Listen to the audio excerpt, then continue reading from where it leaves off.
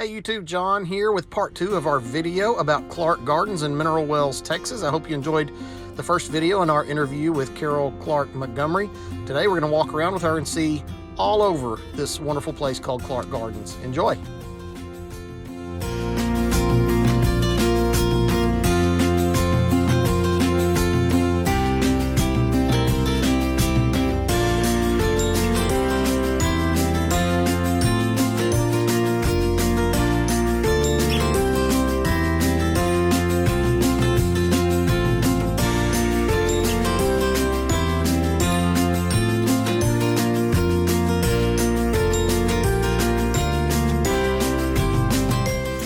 A lot of our guests, the first thing they see is this giant white tent here. And I love to tell the story that this was my mother's tennis court. It was, and so for those of you who've known my mom, people will come out here and go, "Oh, I played tennis with your mom here." I honestly think y'all were drinking a little more wine than you were playing tennis, but I won't tell anyone. But once she didn't play tennis anymore, we turned it into our event site center. So we have lots of weddings, we have proms, we have lots of events here, and it's kind of, along with the Yellow Banks roses, the tent and the roses around it are sort of what we're known for when people immediately come in. This line of trees run east and west, and south of this line of trees, a lot of the actual tree and landscaping plants were planted by my dad, or he had help with some birds or squirrels. But this line of trees is from there south is more established, and then this part north of here is about 30 years old. But there's a lot of difference. Once you kind of know that, you get the feel of the garden and how the garden lays out and how it kind of works. So this is my newest thing or experiment, and it's been a bunch of things. It was my mother's vegetable garden, it was an herb garden, it was a sensory garden, and I've never found a good fit for it. But the new kind of buzzword in gardening these days is cutting gardens. People are growing things that they can cut and make their own flower arrangements and bring them inside and enjoy the beauty. So learning how to do that has been the challenge here. So we call this our trial garden. And now growing a zinnia isn't necessarily a trial, but which ones grow from seeds? When do you cut them? How long is their shelf life? Base life, I guess. So, and then you can see, so a lot of this was all done from seed. And that's what so many of us are trying not to necessarily buy full-grown plants. You want to grow things from seeds, clearly an annual. But, well, not really. Zinnias are kind of like the poppies. They will reseed themselves. So we've had larkspur in here this year. A friend gave me some seeds from her garden. Come and look at these gorgeous marigolds. Just gorgeous. They're bright. Yes, they are. And then this I just totally am into. Queen's Anne's lace. So some of this is like what our grandmothers grew. So it's been totally fun to experiment out here. I think we're a good 2 years away from being able to offer something to the public to come out and actually cut. Maybe tulips this spring, but we're a little ways away. But this is the beginning. And we just cleaned it out last week to get ready for fall. And then a lot of these plants you can actually plant here in October before the first freeze. And I thought, that's not going to happen. And I thought, it's not going to happen, especially after the freeze we got. And by golly, plants came. This Queen's Anne's lace is one of those that grew from seeds I planted back in October of last year. So just totally cool. Those are pretty. Yeah.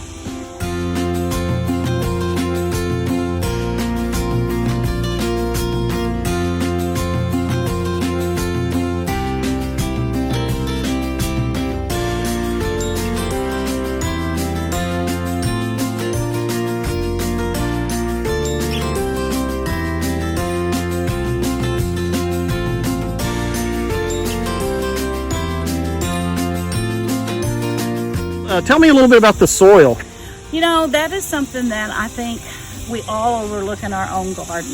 I think we're all getting smarter about it. But if I when we talk about the legacy of what my mom left and what my dad left, I hope my legacy is that I left the gardens with a healthier soil than when I found it. Because if you feed the soil, you don't have to feed the plant. At least you narrow down what you have to do. If you're insistent on trying to grow hydrangeas in Mineral Wells, Texas, then you may have to feed the plant. But if you are good about feeding your soil with good bacteria, good fungi, and that your soil will reward you with healthier grass, healthier plants, and things that you don't have to constantly be feeding and giving the nutrients they need. So that's, and I want to see butterfly everywhere, and bees, and all sorts of pollinators. So that's when I'll know that I might be getting somewhere, is when the garden is overrun by all of those wonderful pollinators.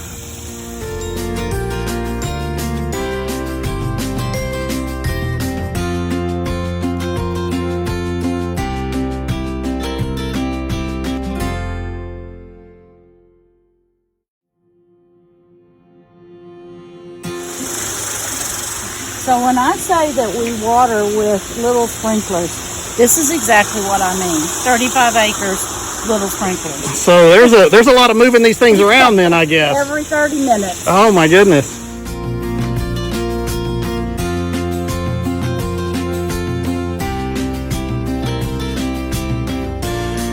This was the original pavilion that my mother and father built for the family to enjoy. The lake wasn't quite so big or dug out, didn't have the rock work.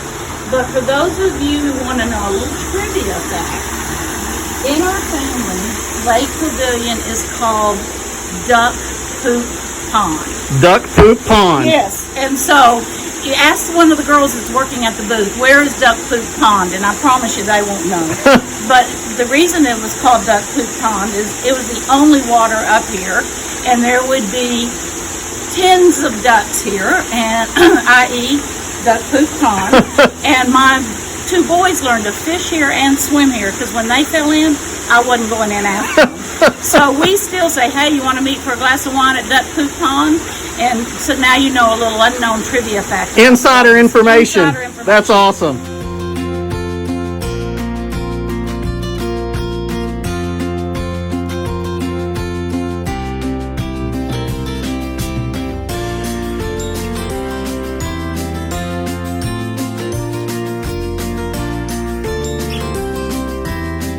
All right, I've been told that this is a secret pathway, so I'm intrigued. We're going to go down it. You ready? You want me to lead the way? You lead the way, and if you fall in, I'll... You better not say you'll come in and get me, because you just said you wouldn't do that for your boys, so they might watch this video and be offended.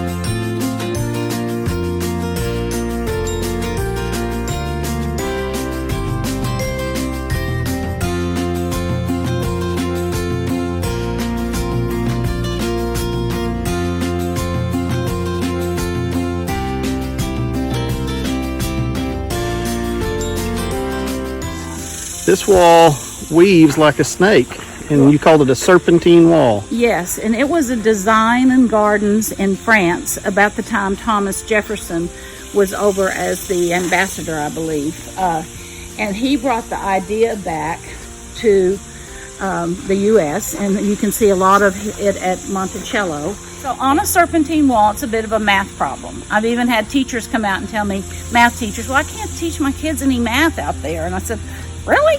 Well, let's talk about the serpentine wall. So the serpentine wall has you can have a specific curvature. Each of the curvatures are the exact same. Our curvature, if it were half a circle, would be 2.5 feet. So the wall is twice the curvature of the, is twice the radius. So our wall is 5 foot tall, and the radius of the circle is 2.5 feet. Okay, that's interesting. And it has, and then every rock is cut the same size. Every rock has to be cut the same size.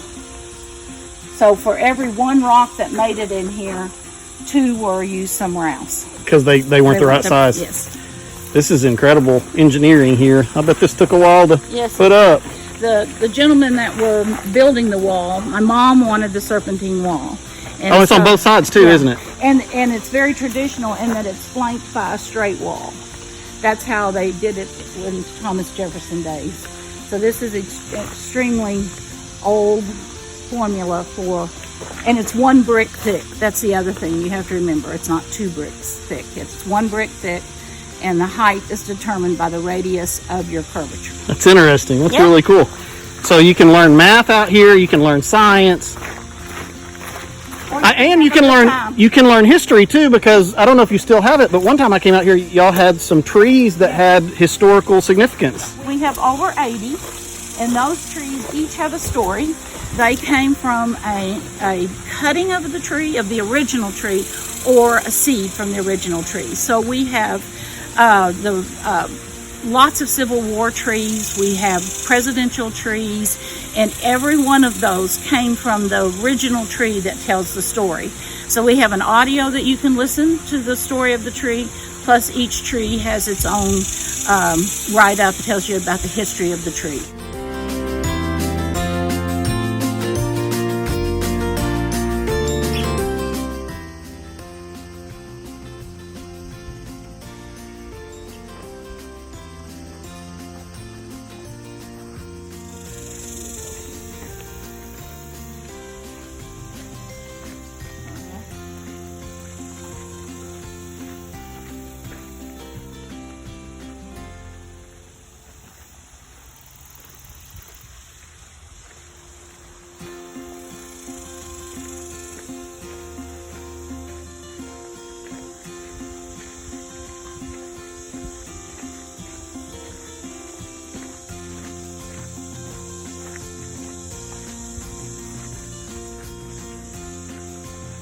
So one of our favorite days in all of the year is in April, when we have first graders come out to the garden and we teach them about pollinators.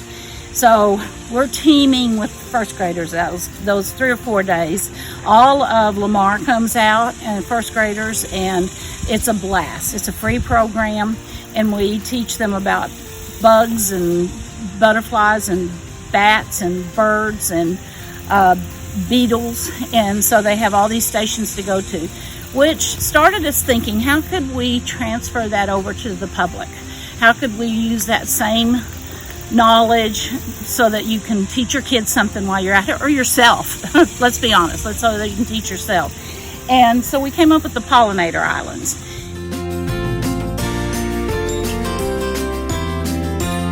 There's 2 islands that are host plants for the adult, and then we have 1 island that is a larva for, so in other words, milkweed or fennel, and where the butterfly will lay her eggs, and then her caterpillar has something to eat when they hatch from the cocoon. So that's what you can learn on Pollinator Islands, and we'll take a little walk down here.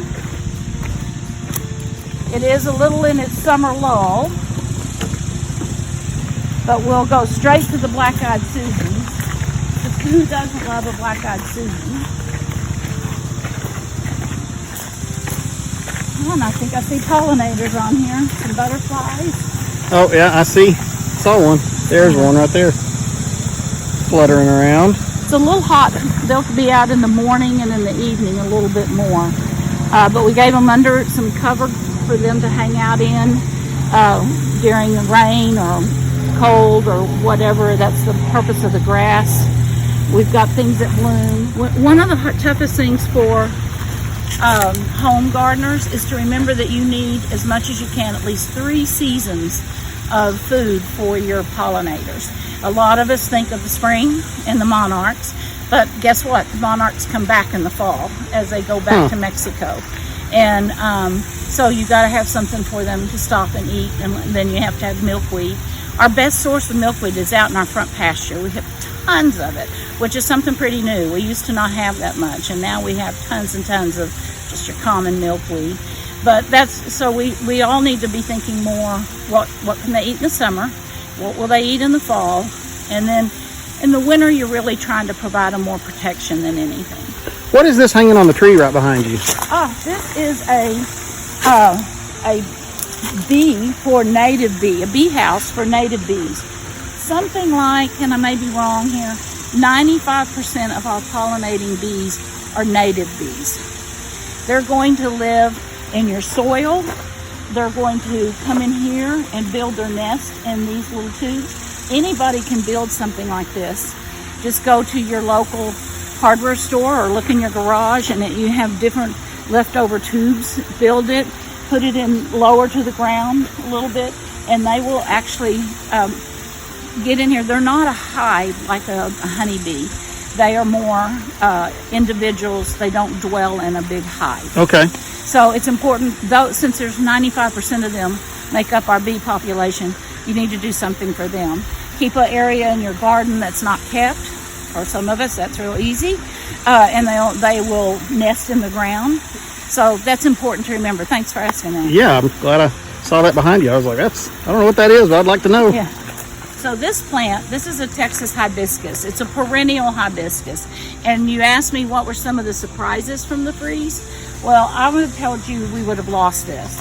It's not supposed to grow in -3, but it dies down to the ground every winter after the first freeze. But these are the things I thought we would lose. They came back hardier than ever. These are probably 6-7 feet, and they all come back.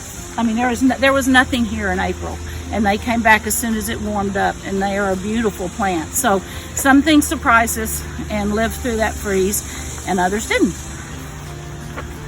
They're beautiful. And indeed, they are beautiful. The plants at Clark Gardens and the flowers and the pollinators and fountains and ponds and paths and the rock work and brickwork, the model trains and the birds, it's all beautiful, and the people who work there are great. And it's a hidden paradise tucked in on a country road behind a field of mesquites and wild grasses. It's so worth the drive from the Metroplex, and to me, it rivals any botanical gardens or arboretums that I've ever seen in the larger cities. And it's right here in Mineral Wells, Texas. Come check it out.